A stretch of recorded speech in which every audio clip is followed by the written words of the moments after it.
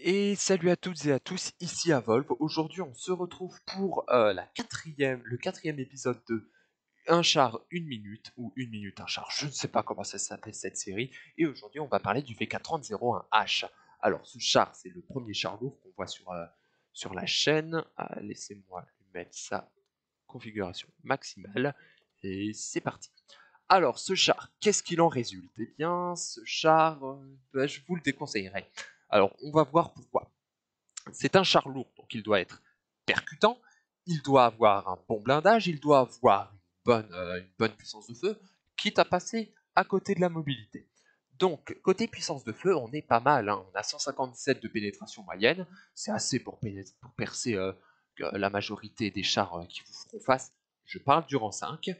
135 de dégâts moyens, ça va, mais on a également 4,79 alors laissez-moi voir ça. Non, il n'est pas capable. Ce canon n'est pas sur le Stuck 3G, mais il est fortement semblable au Stuck 3G. Un 4,79 de rechargement de canon, c'est très bien. 5 secondes, vous n'attendrez pas si longtemps que ça. 135, 157, sinon c'est très bon. 0,33 dispersion à 100 mètres, c'est assez précis. Bon, pour l'instant, on est sur de l'allemand, précis, ça perce, c'est très bien. Puissance de feu, on valide. Capacité de survie, c'est là que ça se gâte, hein, avec un blindage tourelle de 80, même si c'est en blindage et de passé, c'est un peu faiblard. Blindage caisse 50-50-50, c'est pas bon.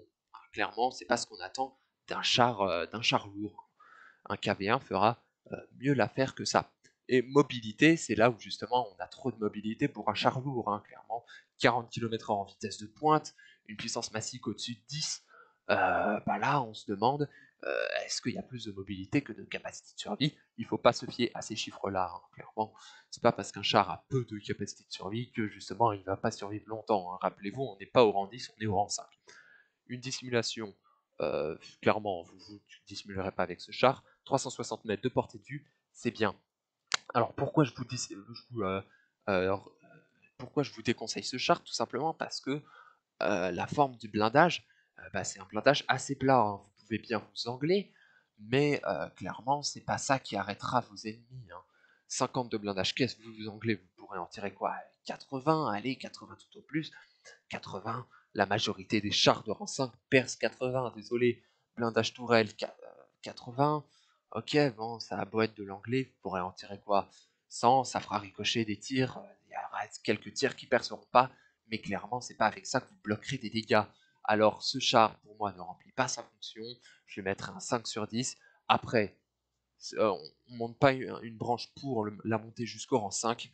Bon, vous en faites ce que vous voulez. En tout cas, ce char lourd est pour moi trop mobile et pas assez blindé pour être un char lourd. Bien, cet épisode est maintenant terminé. C'était le V430H. En attendant, je vous souhaite bonne chance sur le champ de bataille. Tchuss!